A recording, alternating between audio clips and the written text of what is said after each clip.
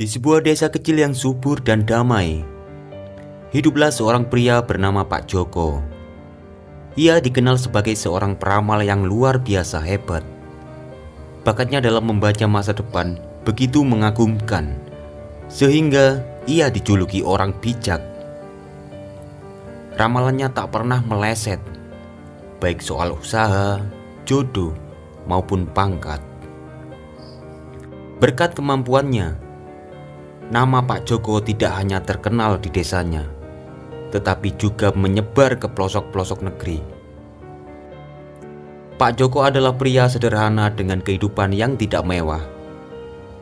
Ia tinggal di rumah kecil yang dikelilingi kebun singkong bersama istrinya, Bu Siti. Pak Joko bukanlah orang kaya, tetapi ia dikenal memiliki hati yang besar.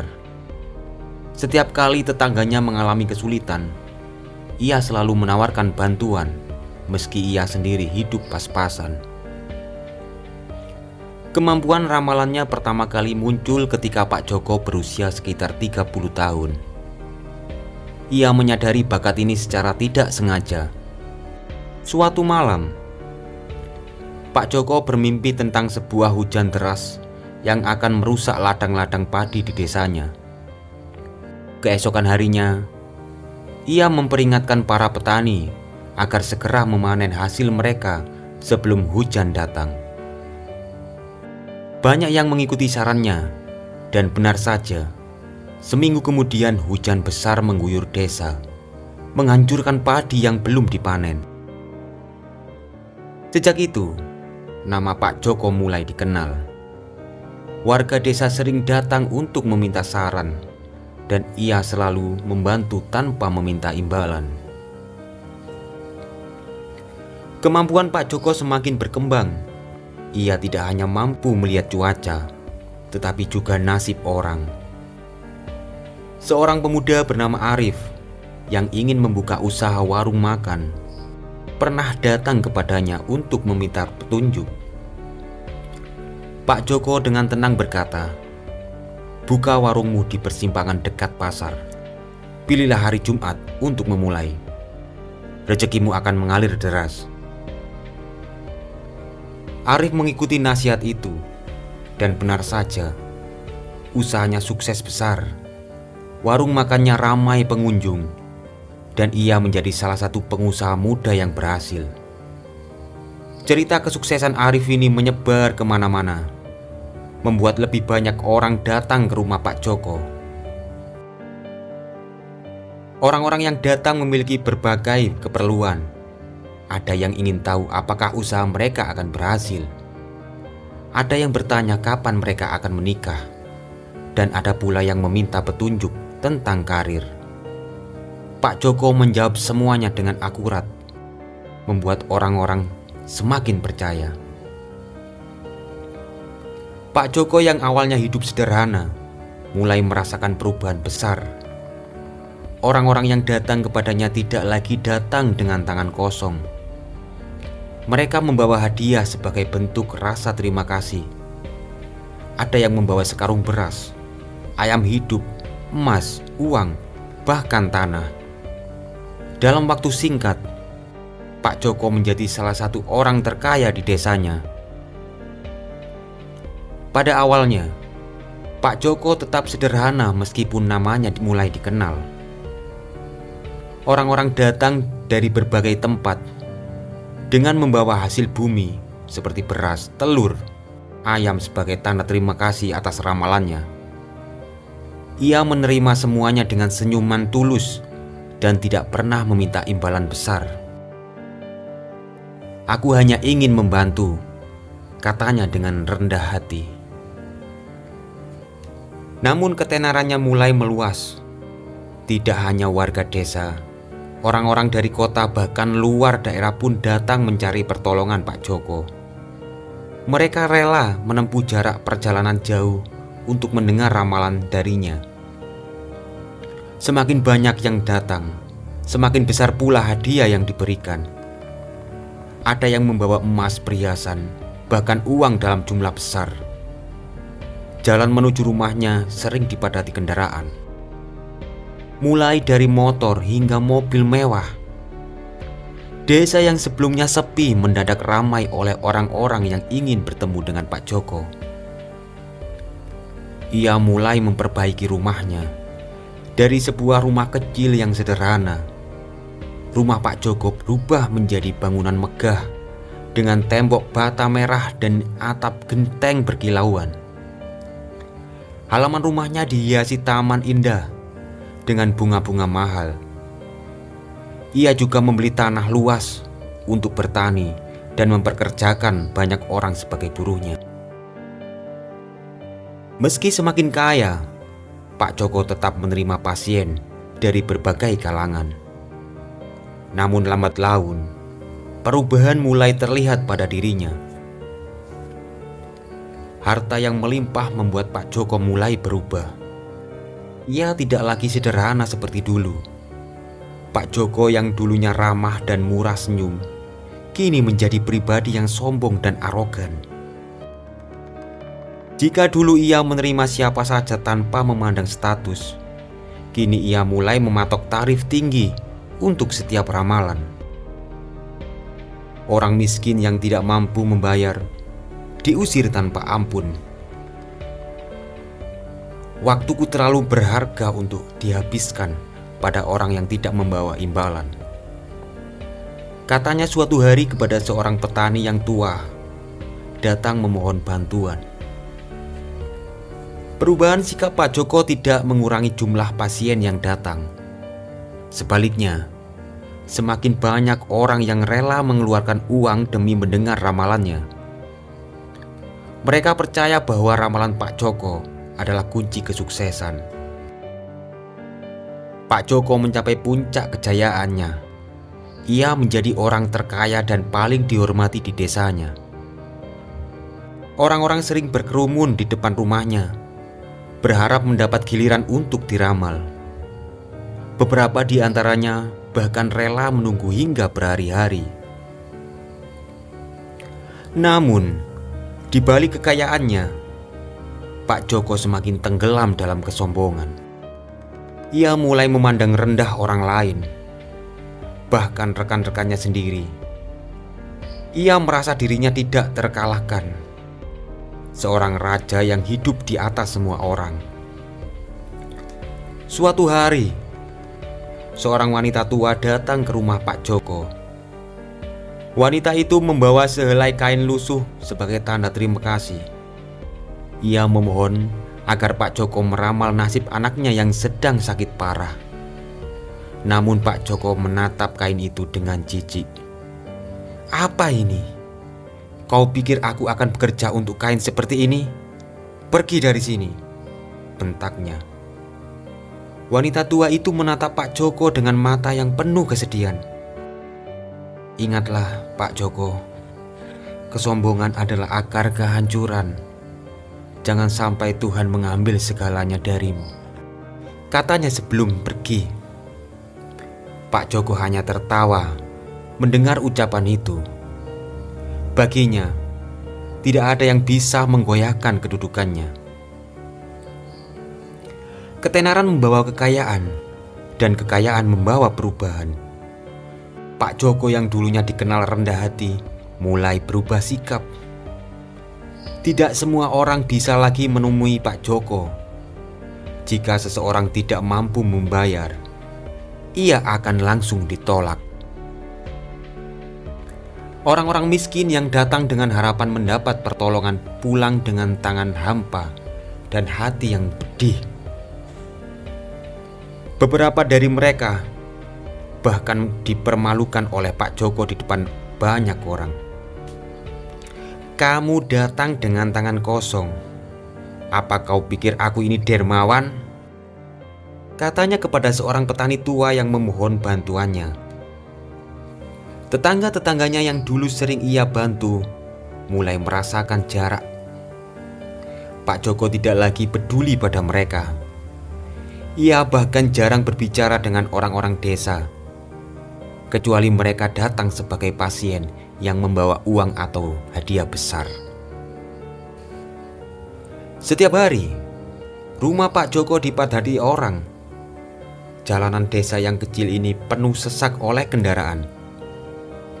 Mobil-mobil mewah berderet-deret, menciptakan kemacetan yang mengganggu penduduk desa. Para tetua desa mencoba berbicara dengan Pak Joko, memintanya untuk mengatur agar keramaian tidak mengganggu warga. Namun Pak Joko mengabaikan mereka. "Ini bukan urusan kalian.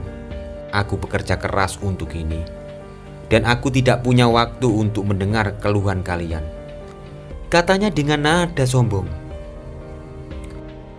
Pak Joko merasa dirinya berada di atas segalanya. Ia mulai memandang rendah orang lain, bahkan para tetua desa yang dulu ia hormati. Ketika seorang tetua desa berkata, "Pak Joko, ingatlah, kekayaan tidak akan bertahan lama. Tetaplah rendah hati." Pak Joko hanya tertawa sinis. "Apakah kau ini dewa? Enak saja bicara. Apa kamu yang bisa menghancurkan aku?" katanya dengan penuh percaya diri. Kesombongan Pak Joko tidak hanya berhenti di situ. Ia yang dulu suka membantu orang, kini menjadi sangat pelit. Ia tidak lagi mau berbagi, bahkan dengan keluarganya sendiri. Istrinya, Bu Siti, mulai merasa kecewa.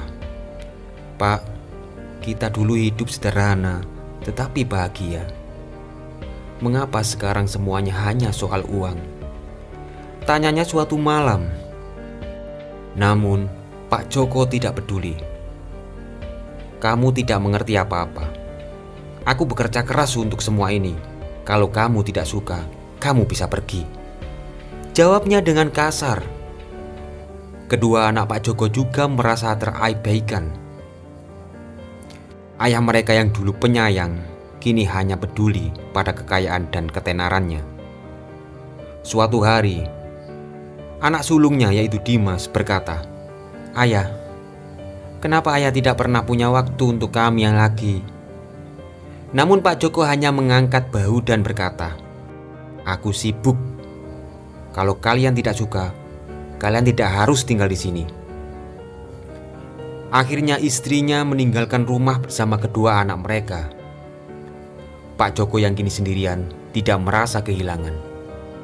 Baginya keluarganya hanyalah beban yang tidak penting. Suatu hari, seorang tetua desa yang sangat dihormati datang ke rumah Pak Joko. Ia mencoba memberi nasihat terakhir kepada Pak Joko. "Hati-hati Joko, kesombonganmu akan menjadi kehancuranmu. Tuhan tidak akan membiarkan seseorang merasa dirinya lebih tinggi dari semua orang." Namun Pak Joko hanya tertawa. "Aku tidak butuh nasihatmu, Pak. Aku tahu apa yang akan terjadi nanti. Tidak ada yang bisa menjatuhkanku." Tetua desa itu hanya menggelengkan kepala dan pergi dengan hati yang berat.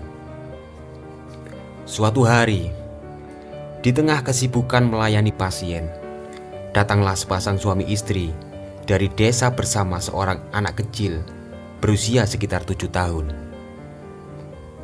Mereka tampak gugup dan khawatir. Anak itu diam saja, matanya kosong dan kulitnya pucat, tetapi ada aura yang aneh yang menyelimutinya. Pak Joko yang biasanya percaya diri dan tenang, tiba-tiba merasa merinding begitu melihat anak itu. Entah mengapa, tatapan mata anak itu membuatnya gelisah. Namun ia berusaha menyembunyikan perasaannya dan menyuruh mereka masuk. "Kami datang untuk meminta bantuan, Pak," ujar sang ayah dengan nada penuh harap. "Anak kami, Raka, belakangan ini berubah. Ia sering berbicara sendiri, menatap langit, dan kadang berbicara tentang hal-hal yang akan terjadi. Kami khawatir ia terkena gangguan." Pak Joko menatap anak itu dengan tajam. Raka tetap diam, tetapi matanya seperti menembus jiwa Pak Joko. Sesuatu yang aneh terjadi. Pak Joko merasa tubuhnya menggigil dan keringat dingin mulai mengalir di dahinya. Dalam bayangannya, ia melihat sosok gelap berdiri di belakang Raka.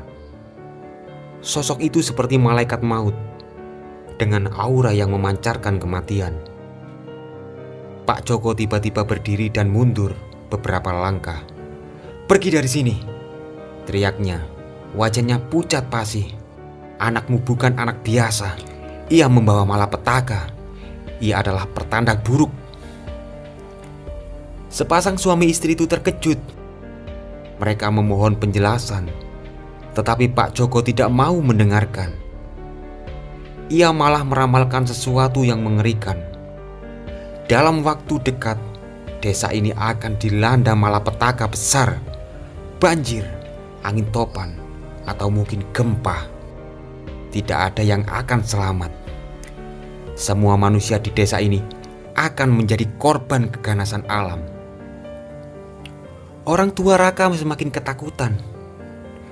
"Apa hubungannya dengan anak kami, Pak?" tanya sang ibu hampir menangis. Pak Joko menunjuk Raka dengan jari gemetar.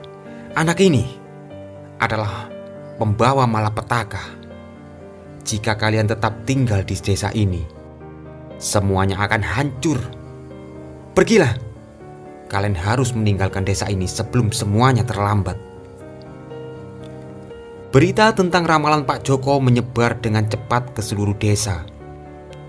Orang-orang yang sebelumnya percaya sepenuhnya pada ramalan Pak Joko menjadi panik. Mereka mulai ketakutan dan curiga terhadap keluarga Raka. Banyak yang percaya bahwa anak itu benar-benar membawa kebutuhan.